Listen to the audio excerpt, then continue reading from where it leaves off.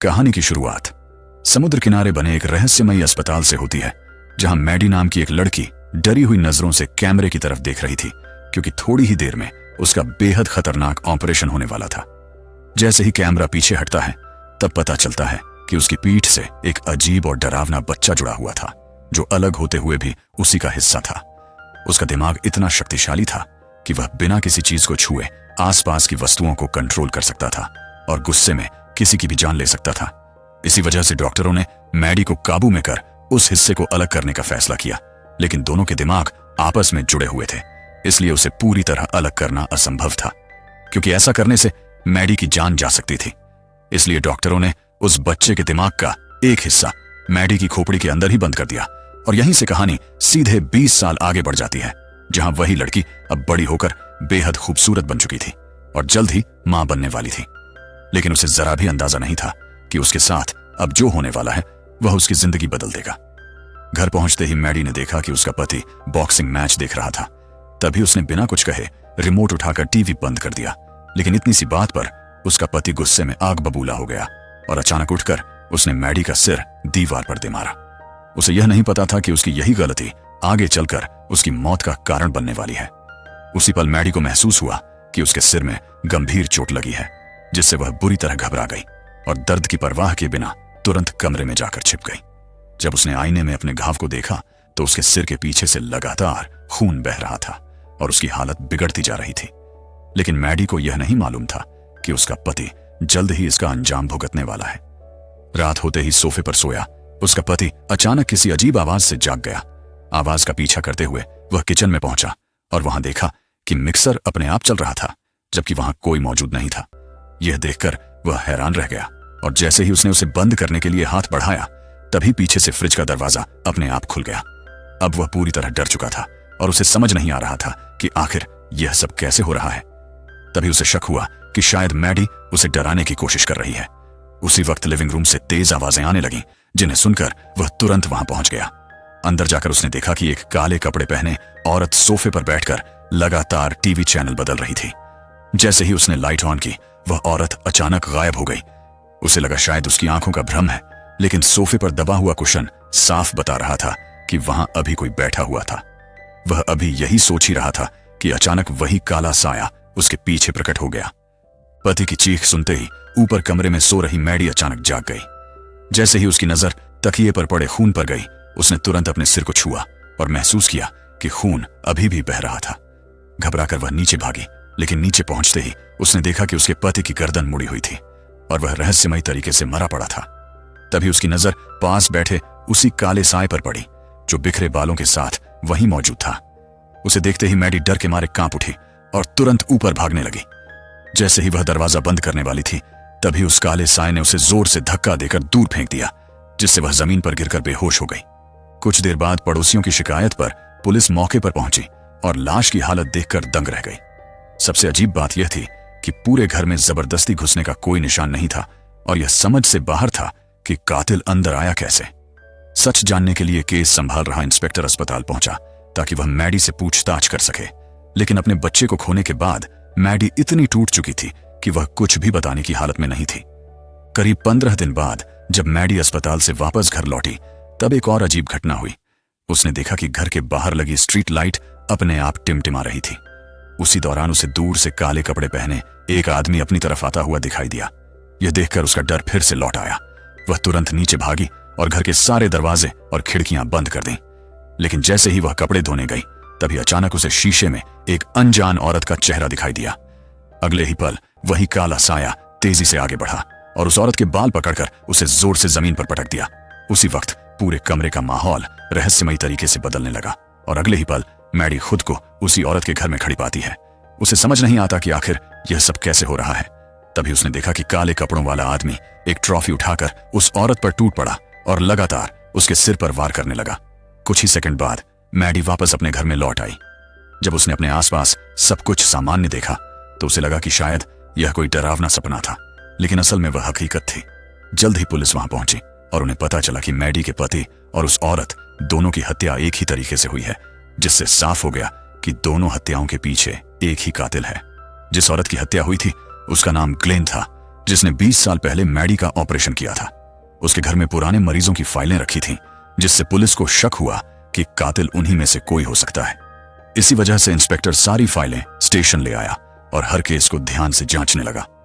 उधर रात को जब मैडी सोने गई तो उसने देखा कि उसके बगल में एक अनजान मोटा आदमी लेटा हुआ है।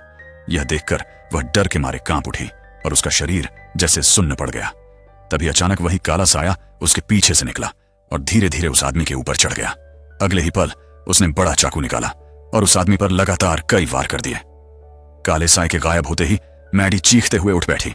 लगातार हो रही इन घटनाओं से डरकर वह अपनी बहन के साथ तुरंत पुलिस स्टेशन पहुंची और इंस्पेक्टर को सब कुछ बता दिया। लेकिन उसकी बातों पर किसी ने भरोसा नहीं किया और सब उसे पागल समझकर हंसने लगे। यह देखकर उसकी बहन गुस्से में बोली कि अगर कुछ साबित ना हुआ तो हमें पागल खाने भेज देना। उसकी यह बात सुनकर इंस्पेक्टर थोड़ा गंभीर हो गया। कुछ ही देर में मैडी ने इंटरनेट की मदद से उस मोटे आदमी का पता ढूंढ लिया जो सामने वाली बिल्डिंग में रहता था। फिर इंस्पेक्टर अपनी पार्टनर सिस्टर के साथ वहां जांच के लिए पहुंच गया। जब वे लोग वहां पहुंचे तो देखा कि सच में वही आदमी अपने घर में मरा पड़ा था, जैसा मैडी ने बताया था। यह देखकर इंस्पेक्टर को यकीन हो गया कि मैडी ने सच में हत्यारे को देखा है। इसके बाद पुलिस ने मैडी के बताए अनुसार हत्यारे का स्केच बनवाया, जो किसी डरावने भूतिया इंसान जैसा दिख रहा था। यह देखकर सिस्टर को फिर लगा कि मैडी शायद कोई कहानी बना रही है, लेकिन मैडी चुपचाप वहां से चली गई। जांच के दौरान इंस्पेक्टर को डॉक्टर ग्लेन की फाइल में एक अजीब केस मिला। मरीज का नाम एमिली था, जो सिर्फ 7 साल की बच्ची थी। वह अक्सर कहती थी कि उसे अजीब चीजें और शैतान दिखाई देते हैं। उसे ठीक करने के लिए डॉक्टर ग्लेन ने 2 और डॉक्टरों के साथ मिलकर खास ट्रीटमेंट शुरू किया था। हैरानी की बात यह थी कि वही एमिली आगे चलकर नाम बदलकर मैडी बन गई थी। यह जानकर इंस्पेक्टर को शक हुआ। उसने तुरंत उन तीनों डॉक्टरों की पुरानी तस्वीर देखी और तभी उसे समझ आ गया कि उनमें से 2 डॉक्टर मारे जा चुके हैं और अब अगला निशाना तीसरा डॉक्टर है।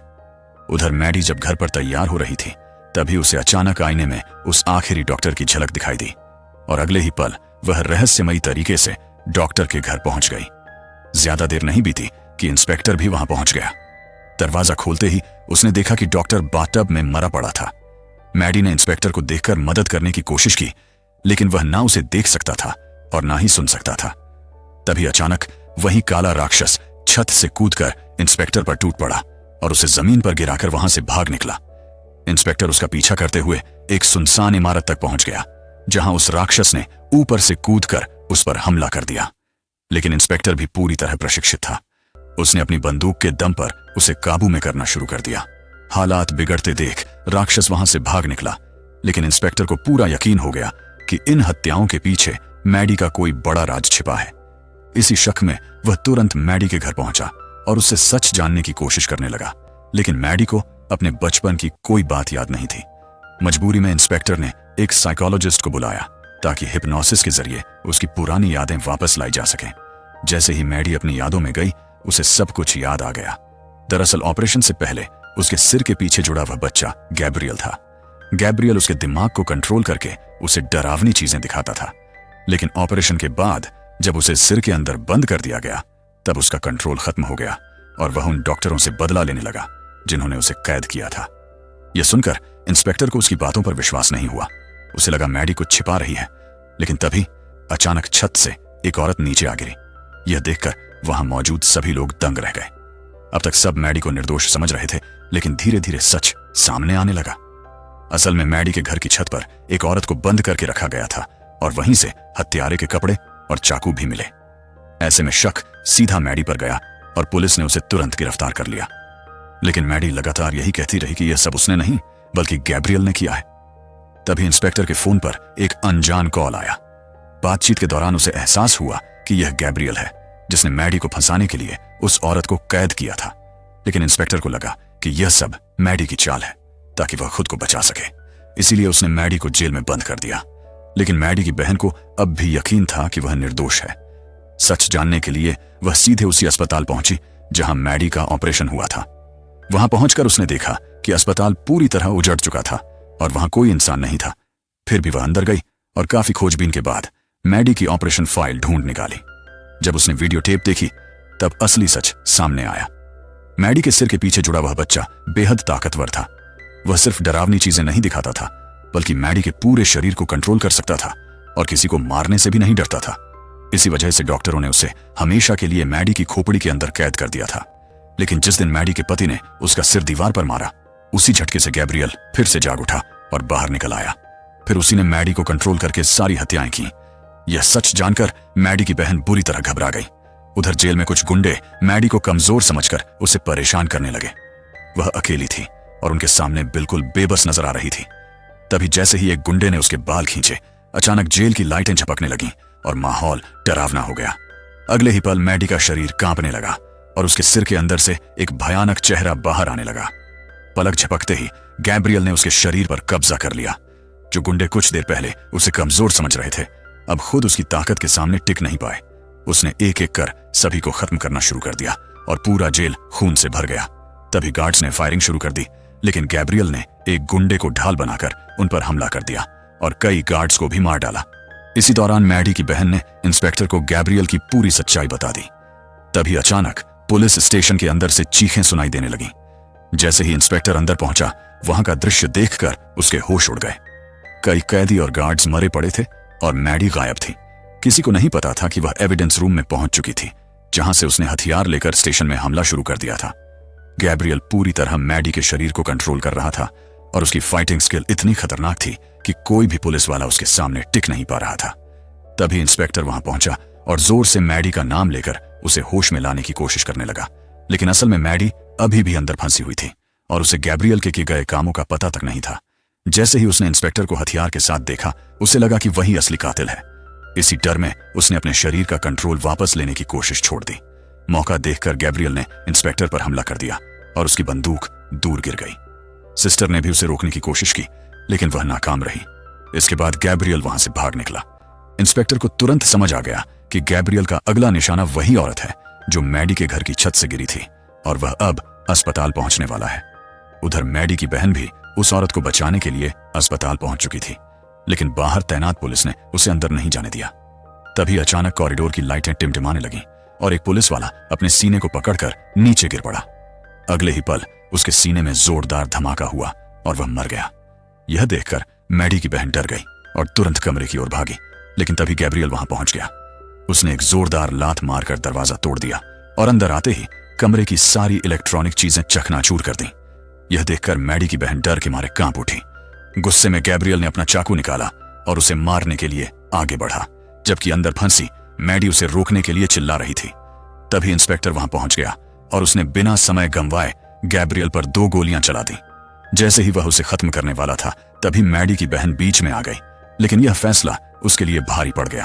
अगले ही पल गैब्रियल ने चाकू से इंस्पेक्टर की छाती पर वार कर दिया और वह जमीन पर गिर पड़ा। अब मैडी की बहन बिल्कुल अकेली थी। उसने बंदूक उठाई, लेकिन गोली नहीं चला सकी, क्योंकि गैब्रियल मैडी के शरीर के अंदर था और उसे मारने का मतलब मैडी को मारना था। इसलिए वह लगातार मैडी को उसके नाम से पुकारने लगी ताकि वह होश में आ सके। लेकिन गैब्रियल ने पूरी ताकत से उसके शरीर पर कब्जा कर रखा था। तभी अचानक उसने हॉस्पिटल बेड उठाकर उसकी बहन पर फेंक दिया और वह उसके नीचे दब गई। मैडी सब कुछ देख रही थी, लेकिन उसका शरीर उसके बस में नहीं था और उसकी बहन यह बात समझती थी। इसलिए दर्द में होने के बावजूद वह लगातार मैडी को होश में लाने की कोशिश करती रही। उसने कहा कि गैब्रियल ही तुम्हारे बच्चों की मौत की वजह था और उसी की वजह से तुम्हारे मिसकैरेज हो रहे थे। यह सुनते ही मैडी के अंदर दबा हुआ गुस्सा जाग उठा। उसने पूरी ताकत से अपने शरीर पर दोबारा नियंत्रण पाने की कोशिश शुरू कर दी, लेकिन तभी गैब्रियल ने उसकी बहन को गोली मार दी और फिर मुड़कर बिस्तर पर पड़ी उस औरत को भी खत्म कर दिया। उसी पल गैब्रियल के भीतर मैडी की आवाज गूंजने लगी। उसे महसूस हुआ कि आसपास की दुनिया बदल रही है और तभी उसे समझ आया कि मैडी अब पूरी तरह जाग चुकी है और उसने अपने शरीर का कंट्रोल वापस हासिल कर लिया है। जब गैब्रियल ने दोबारा आंखें खोली तो उसने देखा कि मैडी की बहन अभी भी जिंदा थी। यह देखकर वह पूरी तरह उलझ गया। तभी मैडी ने उसे एहसास कराया कि जिस ताकत से वह अब तक उसे कंट्रोल करता आया था, अब वही ताकत उसके खिलाफ इस्तेमाल होने वाली है। मौका मिलते ही मैडी ने गैब्रियल को पूरी तरह अपने काबू में कर लिया और उसे हमेशा के लिए अपने अंदर कैद कर दिया। जैसे ही ऐसा हुआ, उसके सिर का पिछला हिस्सा अपने आप बंद होने लगा और गैब्रियल का चेहरा हमेशा के लिए गायब हो गया। धीरे धीरे सब कुछ सामान्य होने